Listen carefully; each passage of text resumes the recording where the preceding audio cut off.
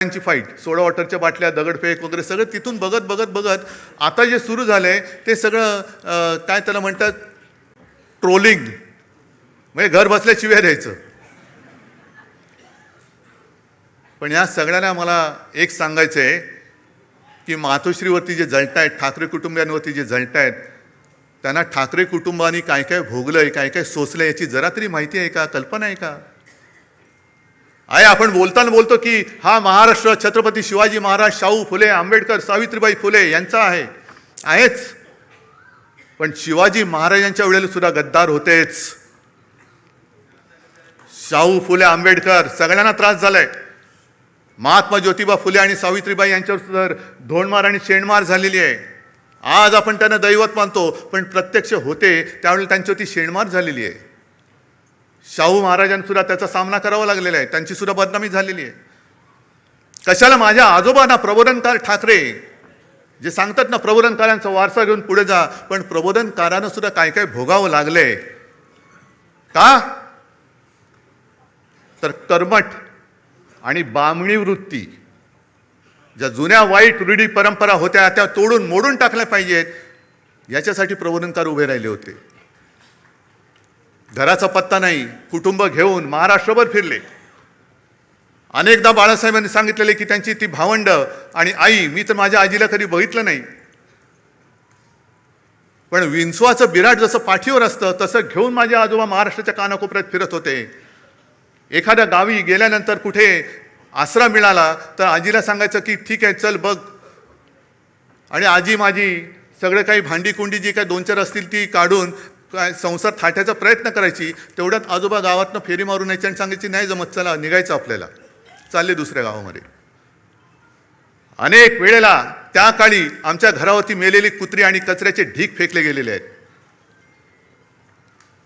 शिवसेना प्रमुखांनी तर काय टीका सहन केली हे तुम्हाला माहिती आहे.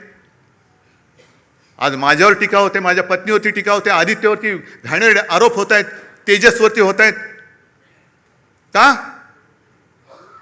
तर एका क्षणी ज्या वेळेला भाजपने दगा दिला तेव्हा मला जबाबदारी स्वीकारावी लागली मुख्यमंत्री पदाची, म्हणून हा जळफळाट झाला. तुम्ही नाही, तुम्ही मातोश्रीने फक्त वाढायचं काम करायचं, जेवायचं काम ते करणार. जे काय मिळेल, मंत्री मीच झालो पाहिजे, मुख्यमंत्री मीच झालो पाहिजे, माझं ड्युटा कार्ट खासदार झालं पाहिजे, मंत्री झालं पाहिजे, मातोश्रीने भोगायचा मातोश्रीला अधिकार नाही. नाहीच आहे, आम्हाला नको आहे काही. पण सोसायचं किती? उद्धवजींचं ठीक आहे, पण आदित्यने फिरायला पाहिजे. अरे पण जेव्हा जेव्हा आमच्या कुटुंबावरती हल्ले झाले, कोणाचे असे शाब्दिक किंवा काही आरोप केल्यानंतर यापैकी या गदड्यांपैकी एक तरी छातीची ढाल करून आमच्या समोर उभा राहिला होता त्यांच्या वार झेलायला. आज जी काही गद्दारी झालेली आहे, मी त्या वॉर्डातल्या तमाम मतदारांची आज जाहीर माफी मागतोय. कारण त्या सगळ्या मतदारांनी अगदी मोदींची लाट असताना त्यांच्या विरोधात माझ्यावरती, बाळासाहेबांवरती विश्वास ठेवून यांना निवडून दिलं होतं.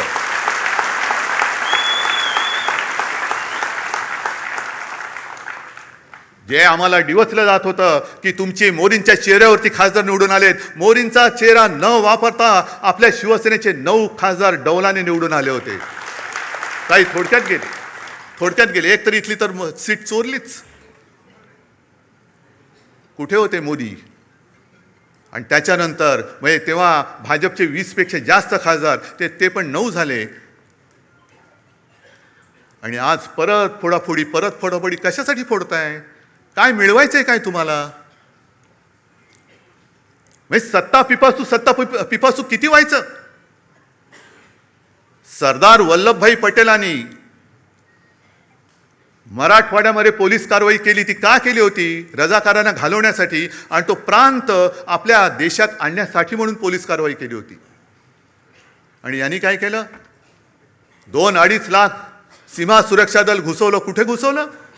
बंगालमध्ये एका महिलेला हरवण्यासाठी, निवडणूक आणि स्वतःचा पक्ष जिंकण्यासाठी देशाचं सुरक्षा दल तुम्ही वापरता. कोणालाच काय वाटत नाही. ममता बघा कशा लढतायत. काय होतंय? हारल्यानंतर किती देशामध्ये प्रतिक्रिया उमटली. 2.25-2.5 लाख फौज जर तुम्ही निवडणूक जिंकण्यासाठी वापरत असाल, स्वतःच्या पक्षासाठी वापरत असाल, तर मणिपूरमध्ये का नाही घुसवत अजून? 12 वर्ष होऊन गेली, पाकव्याप्त काश्मीरमध्ये अजून का नाही घुसवली? चला उद्या घुसवा, शिवसेना तुम्हाला जाहीर पाठिंबा देते.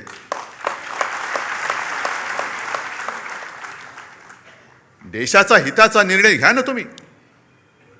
असं तोडून फोडून भामटेगिरी करण्यापेक्षा बोलवा ना आम्हाला. आम्ही तर पाकिस्तानी नाही होत ना.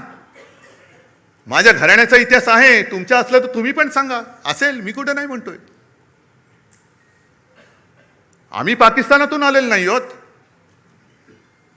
आम्ही सुद्धा देशप्रेमी आहोत, तुमच्या एवढेच किंवा तुमच्यापेक्षा जास्त काकणभर जास्त आम्ही देशप्रेमी आहोत. आणि आज जे आपल्याला विरोध करतायत हे तेच आहेत ज्यांनी शिवसेना प्रमुखांना विरोध केला, पण तेव्हा शिवसेना प्रमुखांची गरज होती त्यांना. माझ्या आजोबांना विरोध करणारे हे गोमूत्रधारी जे होते त्या प्रवृत्त्या परत बोकाळलेल्या आहेत. हो, मी त्यांना गोमूत्रधारीच म्हणतो. हे हिंदुत्व नाहीये, हे भोंदुत्व आहे. आमचं हिंदुत्व हे शेंडी जाणवाचं नाहीये, आमचं हिंदुत्व हे राष्ट्रीयत्व आहे. आमचं हिंदुत्व हे राष्ट्रीयत्व आहे. आणि हिंदूंमध्ये, आणि आज मला खरंच एका गोष्टीचा अभिमान वाटला की येताना परत आपले ते सगळे तेजस्वी भगवे झेंडे मला दिसले.